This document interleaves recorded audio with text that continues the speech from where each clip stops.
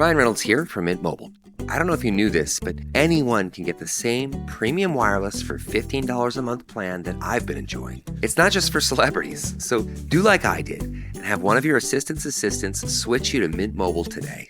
I'm told it's super easy to do at mintmobile.com/switch. Upfront payment of $45 for 3-month plan, equivalent to $15 per month required. Intro rate first 3 months only, then full price plan options available. Taxes and fees extra. See full terms at mintmobile.com. Ready or not, summer is coming, and Wayfair's Memorial Day clearance is on now. Right now through May 25th, get up to 70% off everything home at Wayfair. Plus, score amazing doorbuster deals all sale long and surprise flash deals on Memorial Day. We're talking thousands of products at every style and budget. Now is the time to save big on must-haves for your patio, backyard, and beyond. These savings won't last, so don't wait. Shop Wayfair's Memorial Day clearance now through May 25th. Wayfair, every style, every home.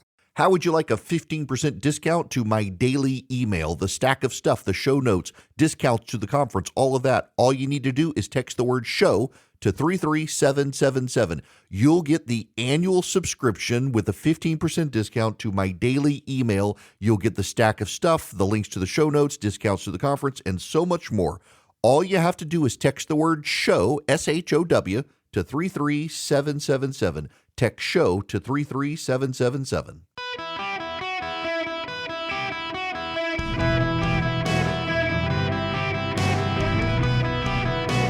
Welcome to the Eric Erickson Show podcast, Hour 1. Live from Washington, D.C., welcome. It's Eric Erickson here across the United States. The phone number, 877-973-7425. If you want to be on the program, you can text Eric, E-R-I-C-K, to 33777.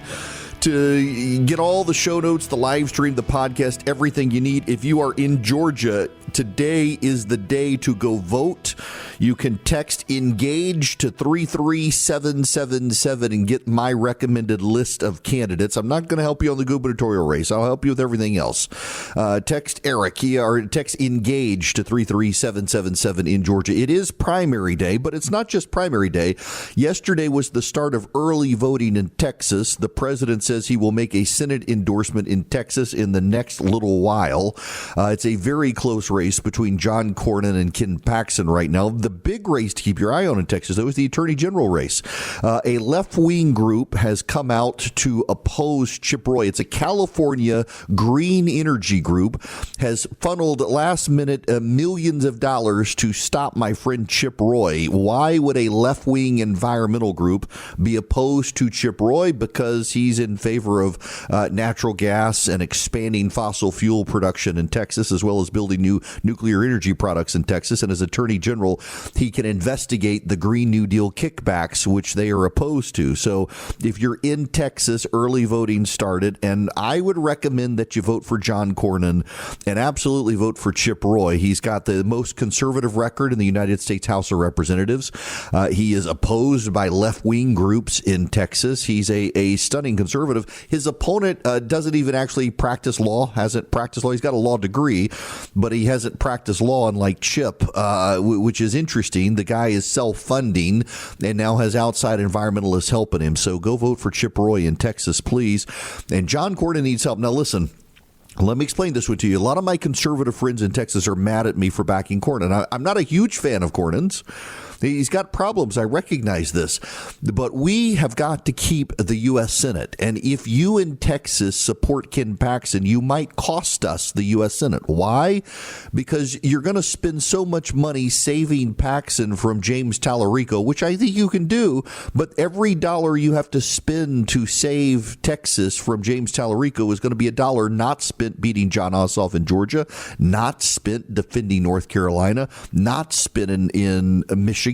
You're going to spend a lot of money in Texas that you're not going to be able to spend in other states. It could cost you Ohio, where the Republican is tied with Sherrod Brown and his trying to get back in the Senate. It could cost you Maine, where Susan Collins is slightly ahead of the Nazi Graham Plattner. It will absolutely cost you Georgia, where John Ossoff is doing strong right now. I mean, it's the same reason in Georgia I'm pushing people to vote for Derek Dooley, because Mike Collins is just a bag of ethics scandals. He's got multiple ethics committee issues. There was the issue with Mike Collins and the spa in Georgia a couple of years ago, where there are allegations of inappropriate behavior in a spa that are going to come out on the general election campaign trail against Mike Collins. He's damaged goods walking into a general election in Georgia the way Derek Dooley isn't. And in Texas, Ken Paxton has cheated on his wife repeatedly. It's wild to see some supposed AstroTurf Christian groups coming out saying that you got to support Ken Paxton. I saw a supposed family values group in Texas, and I kid you not, every Republican that the Families Value group in Texas is supporting is an adulterer. How is this? We talk about Christians and politics and the like these days. It's wild to me in the state of Texas. Follow along with me here.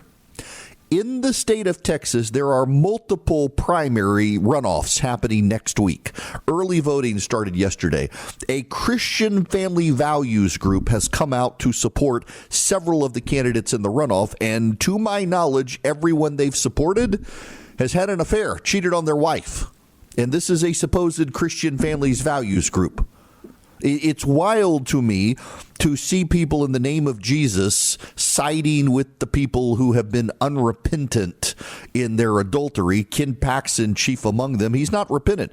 You can forgive people, and then you can say, well, I'm not electing a pastor. All of you people who are supporting these sorts of candidates are the exact same people who lament the state of politics in the country. You lament the collapse of morals in this country. You lament the quality of candidates in this country, and then you're perfectly fine supporting serial adulterers for office, and you wonder how it's gotten bad because of you. You are to blame. You are complicit in the collapse of this country's values when you decide that, you know what, I'm just going to go in with the serial adulterers and the scummy candidates because they tickle my ears. I mean, we are certainly in the end times here. So go early vote for Chip Roy in Texas. Go early vote for John Cornyn in Texas. In Kentucky today, Thomas Massie may lose.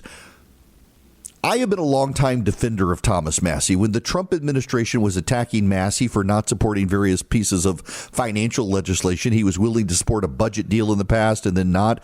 I explained to people the reason Massie was no longer willing to support stuff was because Massie had supported a budget bill in the past. They made promises to him, and then they broke all their promises and still demanded his support. And he said, enough, I'm done.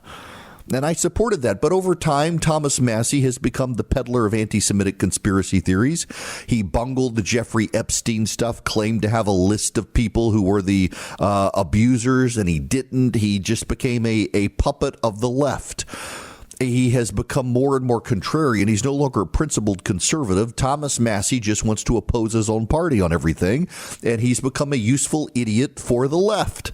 A bright guy who's become a useful idiot for progressives has no business being in Congress anymore. It's not that he stands up to Donald Trump, and that's what the Massie people are saying. Oh, you don't support it. I mean, literally, so this is the box I am in. So I'm never Trump for hardcore Trump supporters. I'm a Trump sycophant for people who hate Donald Trump, and I'm just telling you, Massie is not just an obstacle to Donald Trump's agenda. Massie is an obstacle to a regular common sense conservative programs on behalf of the progressive in America. He's an anti-Semite. He's a conspiracy theorist. He's a contrarian who says no to everything good and embraces all sorts of bad ideas these days that the left champions. I've got no use for him in the United States Senate, the Congress these days. It's time to oust him, and it looks like it's going to happen. Ed Gowron, who is an American patriot, who's lifelong rock-ribbed Kentuckian, is a great replacement for Thomas Massie. We will see how this plays out in Kentucky today. The polls will close at varying times. There are 6 states today. Pennsylvania, Pennsylvania, Kentucky, Georgia, Idaho, and I can't remember the last 2 have primaries today. The big ones are, of course, Kentucky and Georgia. In Georgia, you've got not just statewide partisan races, you've got nonpartisan races in Georgia. Let me explain to you what the Democrats have done. Because you keep talking about Democrats fighting dirty. Let me explain to you how they fought in Georgia. The Democrats have decided they want to take the Georgia Supreme Court. They want to turn Georgia into Wisconsin. They are running 2 open partisan progressives in Georgia. The Judicial Qualifications Commission is a nonpartisan group that regulates the behavior of judges in Georgia. Judges in Georgia are not allowed to endorse other candidates, and they're not allowed to take explicitly partisan positions.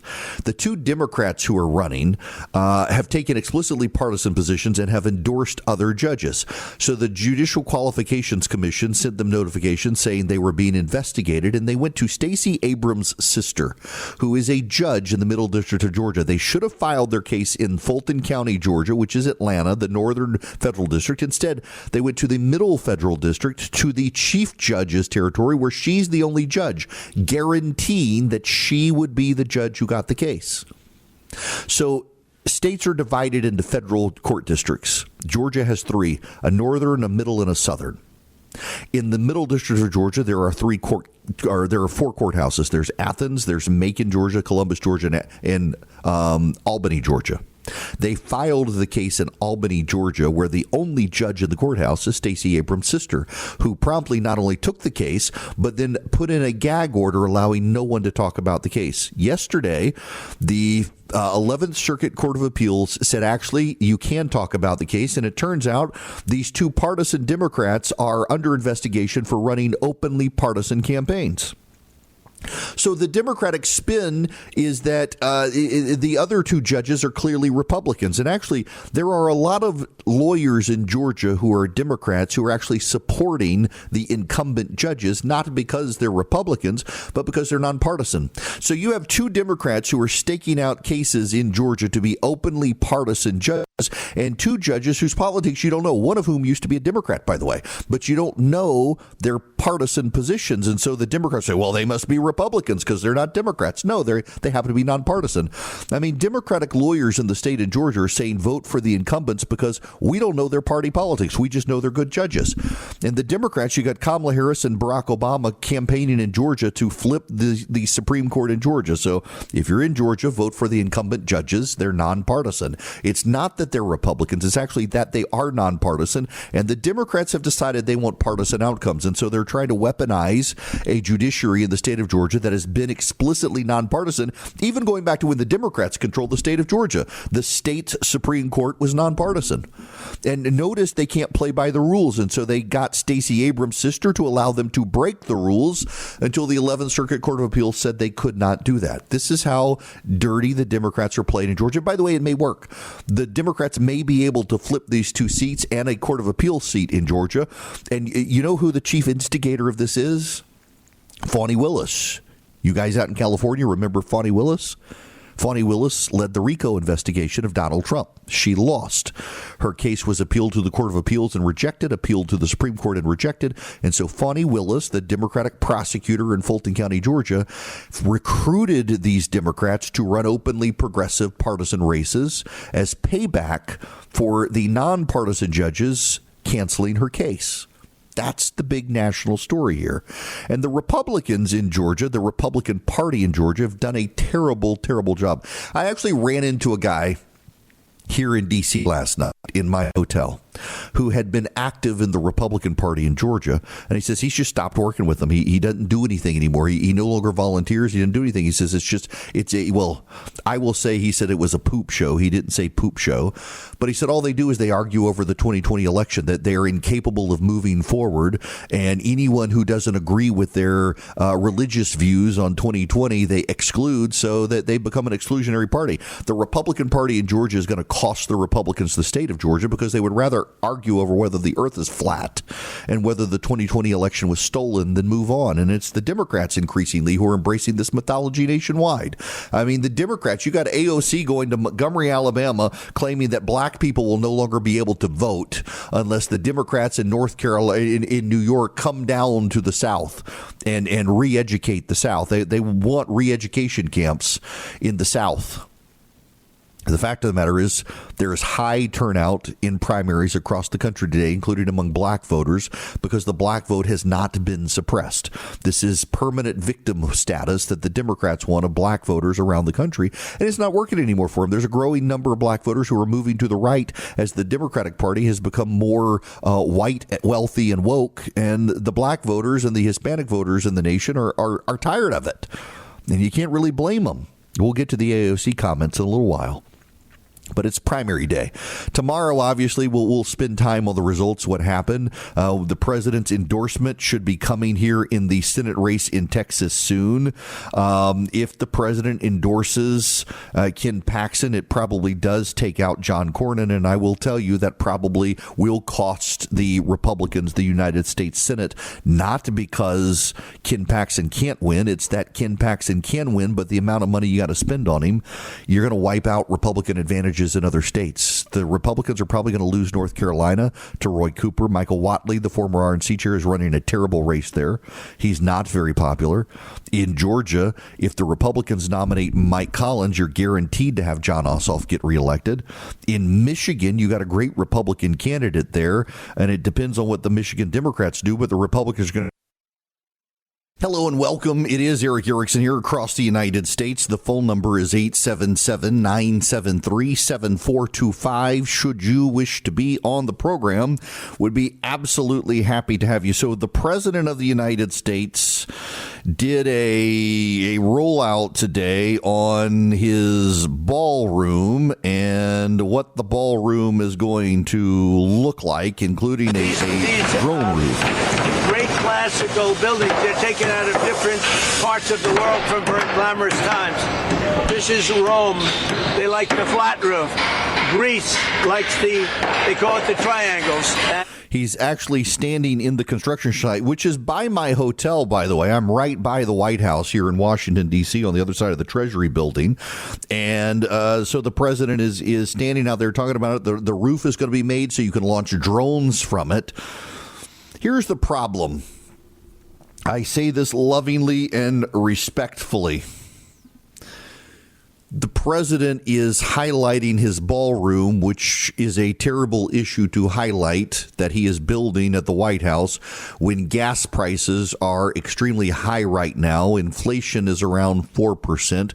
We have a war situation in Iran that is inconclusive at this time. Amplifying the ballroom. In fact, Republicans on Capitol Hill can't get the votes to fund it. It was supposed to be privately funded, and now suddenly they actually want government dollars to assist with it. This is really not a good time to be talking about the ballroom. Now, the president, he wants to do what he wants to do, and Republicans will tend to humor the president on this, but this isn't wise, Mr. President, to be focusing on a ballroom right now. You need to resolve the Iran war, which we will get to when we come back, because there is news now about the Iran situation. This is a real problem for Republicans. And I'm in Washington. There are not a lot of people up here today. By the way, Speaker Mike Johnson just sent out a note endorsing Chip Roy, encouraging people in Texas to vote for him for Attorney General. But there aren't a lot of people on Capitol Hill, including the speaker. Everybody's gone home this week. But the ones who are here, they're really starting to worry about the Republican message for November. And the Democrats turn towards focusing on corruption, which is going to be a big issue, too. Now, I'm up here wishing I had my perfectly snug mattress topper in this hotel room. Why? Because the perfectly snug mattress topper is like an air conditioner for your bed. These fancy hotels, they get hot, and my perfectly snug mattress topper keeps me cool. It's like an air conditioner for my bed. It can heat up, it can cool down. You can have it set to adjust automatically through the night to keep you comfortable. It works fantastic. It is comfortable to sleep on, and I really actually do wish I could start traveling with it, but it's for a king-size bed. That would be awkward to travel with. You can get one and save $280 at perfectlysnug.com/Eric. So I've been getting these ads on Instagram for one of these devices, and it's like a couple $1,000s. It's bizarre. It has all this giant attachment you got to put by your bed, and it funnels water through some sort of No, I don't want that. I don't want the possibility of leaking and mold and stuff. Perfectly Snug uses very quiet fans. You can't even hear it, and it generates so much air you can watch your mattress fitted sheet inflate over it. It just works. Go to perfectlysnug.com/Eric today. perfectlysnug.com/ERICK. Save up to $280. You get a perfectly snug sleep at night with the perfectly snug mattress topper. Even Oprah Winfrey is a fan of this thing. perfectlysnug.com/ERICK. Get a great night's sleep. Greetings, conversationalists. It is Eric Erickson here. We're awaiting an endorsement by the President of the United States on who he's going to pick in Texas. Rumors are swirling. The Kalshi prediction market has skyrocketed for Cornyn. A friend of mine on the ground says it's going to be Paxson. No one really knows who it's going to be. He's waited until the start of early voting, and we will see what is going to happen. The rollout here, though, suggests it might be Paxson at the end. And if it is Paxson, he's definitely going to win the primary and could cost the Republicans the Senate. And here it is. He has endorsed Ken Paxton, the president of the United States, at the end endorsing Ken Paxton. I got to tell you, here's a real problem for the president in these sorts of endorsements. President Trump ensured the defeat of Bill Cassidy in the Louisiana Senate primary. And now he is probably ensuring John Cornyn loses in Texas against Ken Paxton. And the problem for the president is that you've now got you've got Cornyn and Cassidy are unbeholden to the president until January of next year. So if the president wants anything done in the United States Senate, including judicial picks between now and January, good luck to the president weighing in like he has against these incumbent Republicans who are in the Senate. They can destroy the president's agenda, and they don't care now. It's like Tom Tillis in North Carolina. Tom Tillis is leaving, so he doesn't care. Susan Collins benefits in Maine by standing up to the president. So the president coming in for Paxton here at the end probably is a big signal the president does not have an agenda for the rest of the year to get through the U.S. Congress. So Congress can kind of be on vacation for the rest of the year because the president's agenda is now kind of going to be dead on arrival. The follow-up problem here is what to do with the president and Iran. The Republicans that I've talked to in Washington, and I'm broadcasting live from Washington, there are not a lot of people around here right now. Everybody's kind of gone. It's hot up here, actually. It's hotter here than it is in Atlanta, Georgia today. It's sweaty hot in the upper 90s today. The few that I've talked to are furious about the Iran situation right now. And these are all people who support the Iran situation. The president yesterday signaled that he was not now going to do an attack that was planned for today in Iran. He says that attack could come in the next few days. He wanted to give Iran time to come to the table with a peace deal and said that our Arab partners encouraged the president to postpone his attack on Iran. Now, this came as news to the Arab partners, many of whom are now being quoted on background, particularly the Saudi Arabians, say they had no idea an attack was coming. So the president says he's waiting out the situation with Iran at the request of Saudi Arabia, Qatar, the United Arab Emirates, and Bahrain, and the Saudis and the Emiratis are both saying we had no idea an attack was planned.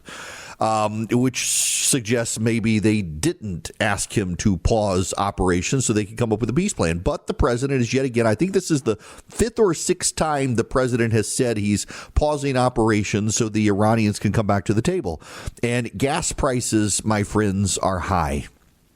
Gas prices are very high, and the American public is furious with the president. Inflation is very high.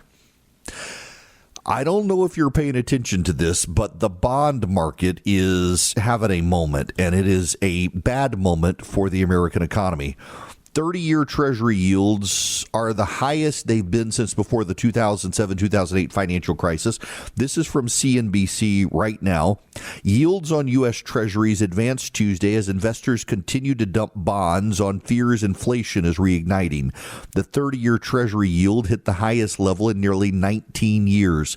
The longer-dated 30-year Treasury bond yield rose about 6 basis points to 5.198%, its highest level since July 2007. The 10-year U.S. Treasury note yield, the key benchmark for mortgage and auto loans and credit card debt, added 6 basis points to 4.687%, the highest since January 2025. The 2-year Treasury note yield, which reacts to expectations of short-term Federal Reserve interest rate moves, rose by more than 5 basis points to 4.127%. The move in rates followed a string of reports last week suggesting inflationary pressure was reaccelerating as rising oil prices tied to the conflict in Iran pushed costs higher. The development spooked fixed income investors and caused traders to bet the next move by the Fed could be a rate hike instead of a reduction. Now, Kevin Warsh just got appointed Federal Reserve Chairman. Kevin Warsh was Donald Trump's pick in large part on the commitment to lower interest rates. The Federal Reserve has two competing duties. One is to maximize employment. The other is to keep inflation at bay. The Federal Reserve has a goal of 2% inflation. We went for a good period of time where there was no inflation. 2% is considered good. It allows prices to rise. It allows income to exceed wages. It allows wage increases over time to exceed inflation. So people making $50,000 a year, they feel like they're getting ahead because then they make 55 and then make 56 and 57, 58. It goes up over time while inflation stays below their income. And so people feel like they're getting ahead. Right now, wages are behind inflation, but we have full employment in the country. So the Fed has two competing mandates: full employment and keeping inflation low. We have full employment, which means the Fed has to focus legally on the inflation issue. The Fed can't focus on full employment when you got full employment and inflation is high. Inflation is high because gas prices are going up. Gas prices are going up because of the war with Iran. And gas prices, as they go up, begins to affect food prices. Food prices go up, it hits the consumer.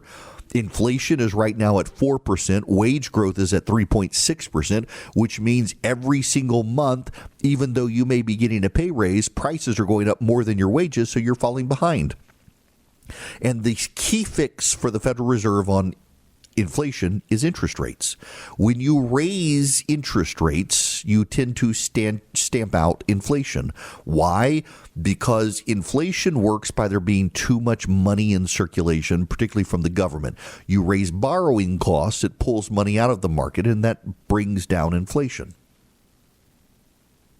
I'm not an expert here. I can explain the basics for you. And the problem for Kevin Warsh is he was nominated by President Trump on the commitment to lower interest rates. He can't lower interest rates himself. There is a board called the Open Markets Committee within the Federal Reserve. It's about 4 blocks from where I am right now. And he has to convince a majority of that committee to lower interest rates. They can't lower interest rates. They can't do it. When inflation is at 4%, they cannot lower interest rates because that will make inflation even higher. What they can do is they can raise interest rates, and that will bring down inflation over time, but the president picked Kevin Warsh to not do that. So if he goes in, he's just been confirmed, and he raises interest rates, suddenly the new Fed chair is at odds with the president. And the Fed chair can't really come out having just earned the support of the president for the job and say this is the president's fault because of what the president did in the Middle East. And that may be true, and that's part of the problem here. This is my frustration. I supported the war. I supported the president's effort to go in and blow up the Iranian regime. The problem, however, is we haven't gotten rid of the regime and the Strait of Hormuz is closed. It's kind of a damning indictment on the Secretary of Defense that after all of this thought over all of these years within the military on what to do with the Strait of Hormuz, should we go to war with Iran, they haven't been able to reopen the Strait of Hormuz. Let's just call this what it is. You know, originally there were all these reports that the military was unprepared for the closing of the Strait of Hormuz, and even the military leaders, the admiral in charge of CENTCOM, the chairman of the Joint Chiefs of Staff, they've both come out and they've said, we've been planning for closure of the Strait of Hormuz for 30 or 40 years. That, of course, Iran was going to do that. We've been planning for it. Well, guess what? You may have planned for it, but the Strait of Hormuz is closed. You have the United Arab Emirates constructing another pipeline, but it's a year away from completion. You have the Saudis having constructed a pipeline to the Red Sea. They're at maximum capacity on that pipeline right now. You've still got a significant flow of oil through the Strait of Hormuz that cannot get out. The president said the United States military, the Navy in particular, would help escort ships through the Strait of Hormuz. That's not happening. So what do you do, Mr. President? At this point, Iran is beating the United States. And it pains me to say that because the United States walloped Iran. But then we decided to pause for now a month to try to find a peace solution to the Iranians. The Iranians have 5 or 6 times come up with a solution the president has said is a nothing burger. They don't want to get rid of their nuclear capacity. They don't want to get rid of their nuclear arsenal, which is what the president wants. He says the whole reason for this war was to stop them from getting nukes. They want their nukes. The only way is to go through Iran to stop them. That doesn't necessarily mean troops on the ground. It does mean continuing to ruthlessly bomb and decapitate the regime from the air. What are we doing here? At this point, we've either got to let them go, revert to the status quo ante, except they now control the Strait of Hormuz, and even China says they don't want Iran to toll ships, but China is going to let them toll ships as long as the Chinese ships aren't getting tolled. And that's going to drive up oil prices. I'm at the point where I'm willing to say I think the president has had this situation get the better of him. There's time for him to turn it around. The way to turn it around is to go ruthlessly blow up the Iranians. I mean, the reason that bonds are going up the way they are is because of inflation concern and that increased borrowing costs for the United States. But there's something else that happens here. When you get bonds, the United States is obligated to pay its bonds. The full faith and credit of the United States is on the line. The United States has to pay its debts. It cannot go bankrupt. The United States can't. The United States is one of the few countries on the planet that is pledged to pay its bonds. Before you get a welfare check, before your kids get a Pell Grant, before the military is funded, the United States is committed to paying its debts. That's why the American Treasury is one of the safest investments on planet Earth.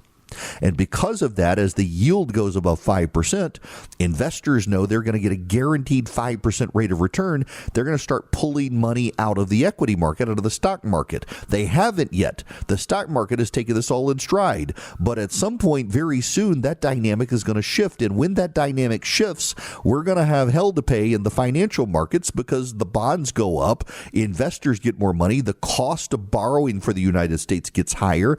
The American government will now have to pay even more in interest in the national debt, depriving us of resources for social spending, transportation spending, defense spending, education spending. The cost of government, everything is going to go up. Now, the upside for the United States is gas prices in the United States are still less than elsewhere. Natural gas prices in the United States are less than elsewhere. Inflation in the United States, however high it is still less than elsewhere. And the borrowing costs for the United States are still less than everywhere else, even though it's bad here.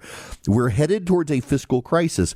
Unless the president can figure out how to get the Strait of Hormuz open rapidly to begin lowering oil prices soon, the situation is going to get out of hand. And the president has got to fish or cut bait at this point on the Iran operation to get the Strait of Hormuz open. It actually is incumbent for global markets to see oil flowing out of the Strait of Hormuz. Remember, oil is a futures market. They price in the future. You open the strait, the futures markets react to it, and gas prices begin to come down. And then guess what happens there? Politically in the United States, that improves the mood of the American people who are very angry right now with the president. And as a result, they're taking it out on his party. It improves their mood. And in improving their mood, they are less likely to have an avalanche wave of Democrats headed to Washington in November, where right now the president's polling in the polling average, the Real Clear Politics polling average, is the best polling average. It's the gold standard. They've been doing it the longest. You may say, oh, Erickson, we don't believe in the polls. You don't have to believe in the polls. The polling average has been very good and accurate for dozens of years now. And right now in the Real Clear Politics polling average, President Trump is below 40% for the first time ever. Below 40% for the first time ever. In fact, President Trump's popularity in the Real Clear Politics polling average is now he's more unpopular than Joe Biden was. He's more unpopular than George W. Bush was. And historically, if you go back to other polls and averages like the Gallup poll, which was good back in the 70s, Donald Trump is in Jimmy Carter territory right now.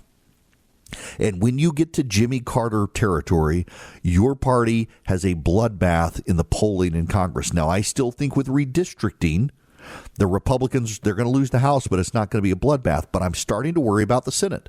The president endorsing Ken Paxton today drives up the amount of money Republicans are going to have to spend in Texas to save that from James Tallarico. It's going to be savable, but every dollar you spend there is going to cost the GOP from winning in Georgia, losing North Carolina, possibly losing Ohio, maybe losing Maine, possibly not winning in Michigan, where they've got a great opportunity. You're going to start seeing destruction down ballot for the GOP if the president cannot better manage the situation in Iran and start getting gas prices back down. Whether you want to believe it or not, with independent voters in this country, gas prices are right now the issue the president has to solve. And twiddling his thumbs on Iran is not making the situation better.